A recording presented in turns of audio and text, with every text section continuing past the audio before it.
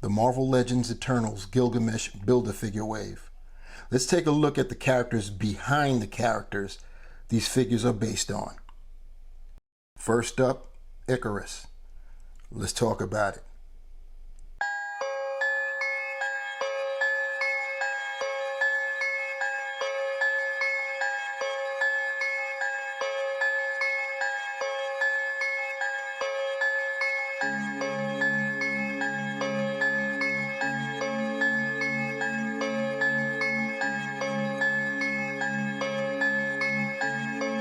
MBB on the track.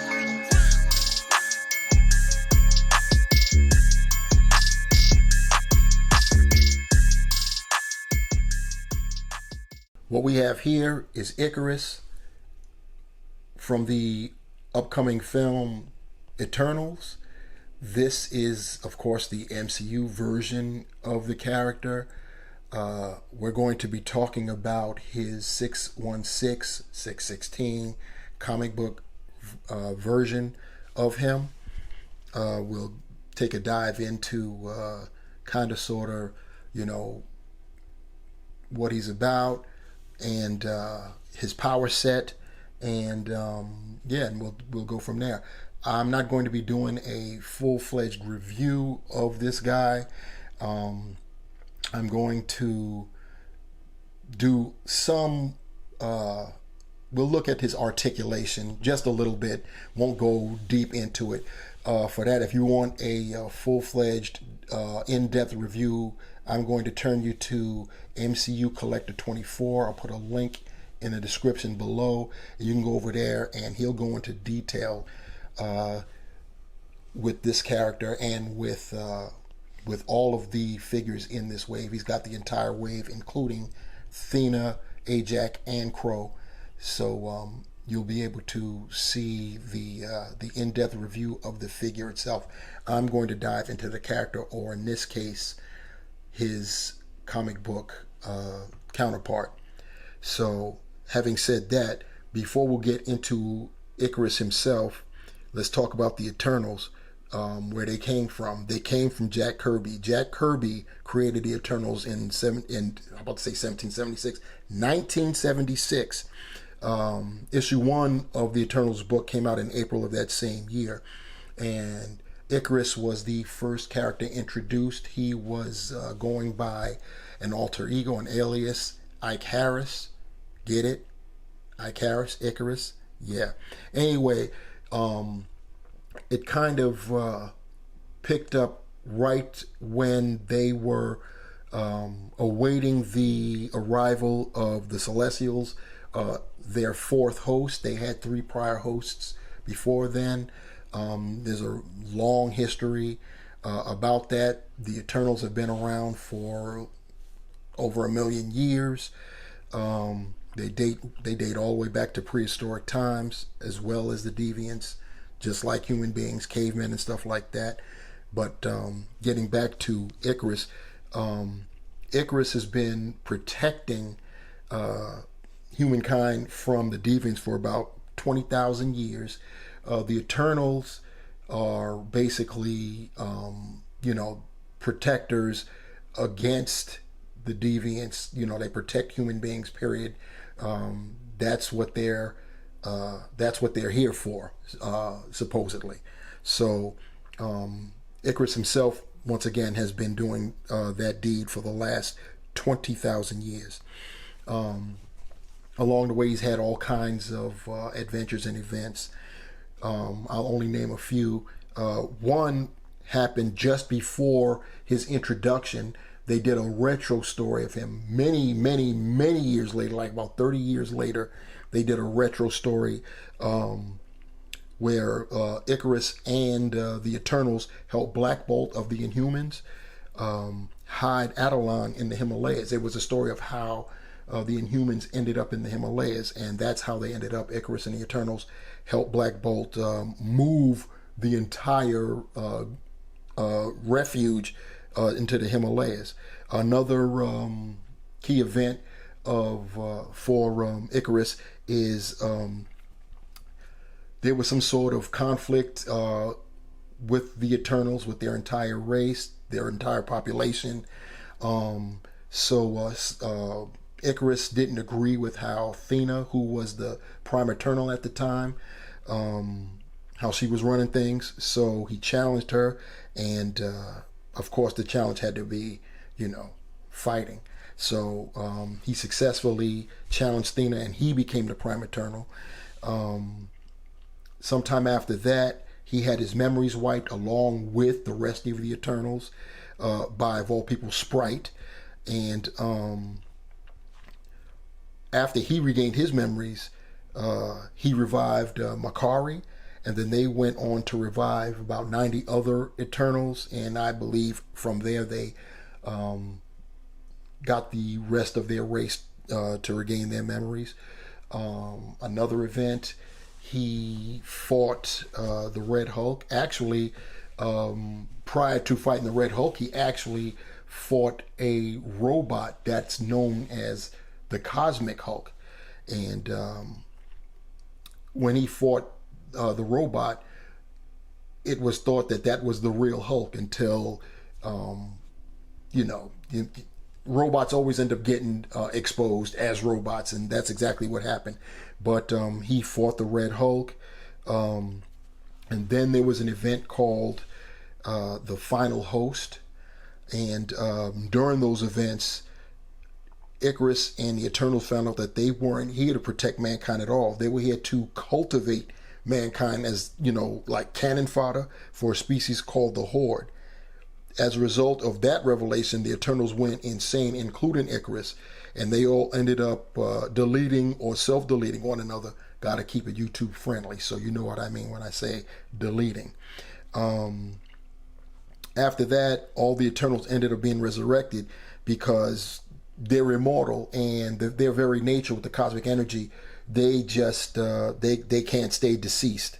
So that's a nice ability to have. That whole event led to their most recent event, which involved Thanos. And that storyline finished up just a few months ago. And they did have in there, Ikaris did go one-on-one with Thanos. He did not fare well at all, as you could expect. But that's basically a little brief kind of sort of, history on what Ikaris can do, or has done, I should say, some events. As far as what he can do, getting ahead of myself here, his abilities, his power set, is keep one thing you need to take into consideration, keep in mind, because of the cosmic energy that powers all of them, the Eternals can basically do the same things, all of them. Whatever one can do, basically any of them can do technically, but what it is they just focus on whatever interests them the most. That's why they all appear to have differing abilities, but push came to shove, they could all do what the other could do, just probably not to the same degree, so keep that in mind. I don't know if they'll touch on that in the movie, but with the comic book versions of them, that's how it goes down. As far as Ikaris is concerned, he's always been a fighter, so he's harnessed his energy to be a better warrior.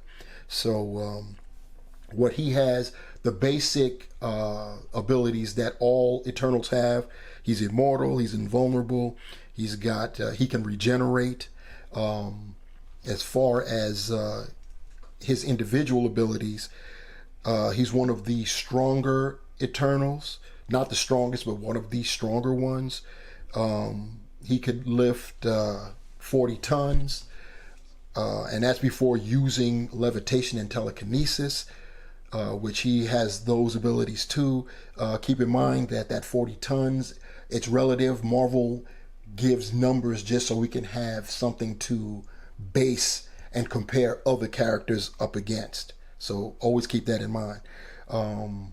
He can use his cosmic energy to levitate / fly, and he can move up to about 850 miles an hour. You saw from the trailers that the MCU version of Ikaris can shoot concussive blasts from his eyes. The comic book version can do the same thing, and from his hands as well. Icarus also a low level psychic. He has low level psionics, telepathy, and telekinesis, as I stated before, that he can use the telekinesis to assist in lifting things. He can also teleport. The Eternals have the ability to teleport. Most of them just don't like it. Icarus doesn't like doing it because it makes him feel uncomfortable. He has some type of discomfort after doing so, probably like the bends or something like that. I'm sure there are Eternals that have no problem teleporting with ease. They're used to it. I would probably think that Sprite, Cersei, and Druid, they probably are cool with teleportation.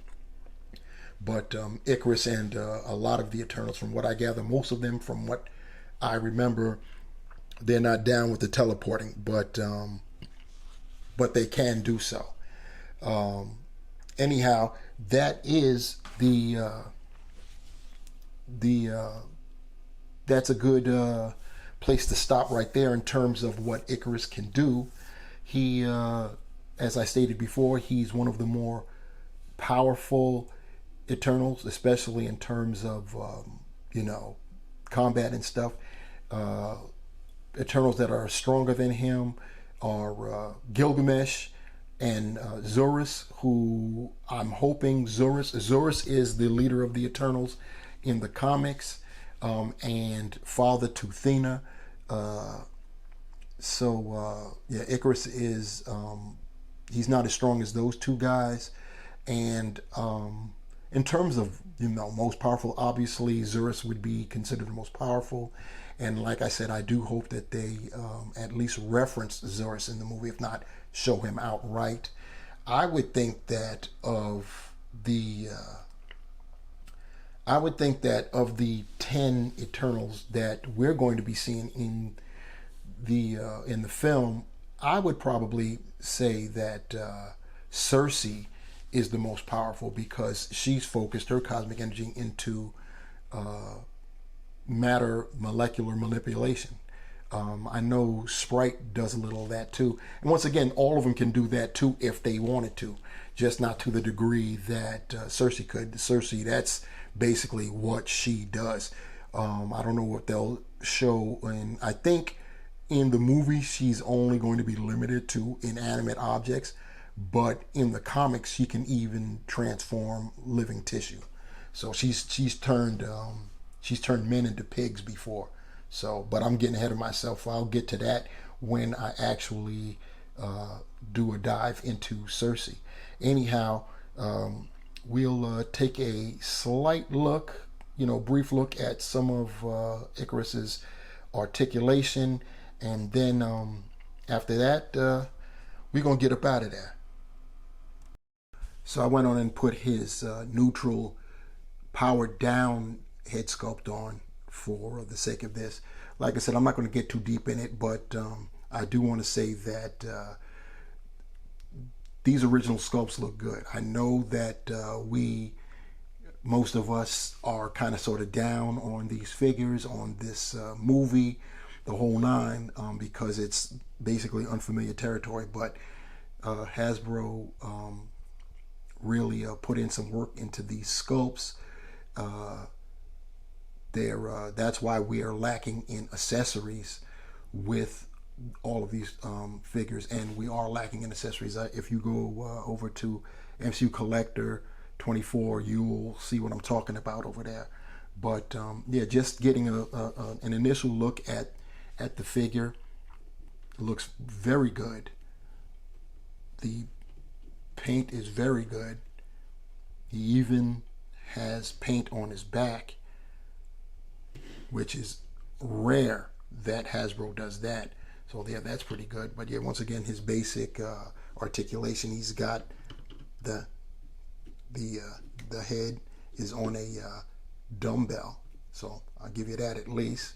So you can see that. Good snap up. His head doesn't go up that far, it kind of sucks because he is a flying character. It goes down about that much.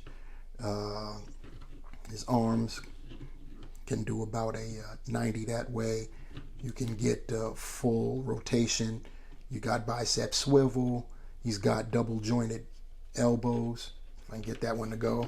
So yeah, he's got double jointed elbows. He's got a swivel on the wrist, and it hinges horizontally. All his hands do that, but once again, you'll find that out over there with MCU Collector. And he's got his ab crunch about that much. Goes back pretty decently going back, and it of course swivels like that. There is no waist swivel. This skirt, or whatever you want to call it, is is in the place of it, so they don't even have it there. You'll have to do any of that type of rotation, articulation with the upper torso. He can do the splits pretty well, and his legs can go forward that much, back that much. He's got that going on with the thigh rotation, double jointed knees, no boot swivels at all. He can point his toe down that far, up that far, and he's got an ankle pivot and holes on the bottom of his feet.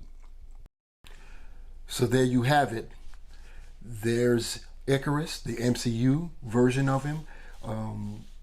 We took a dive into his 616 counterpart to see where this guy came from.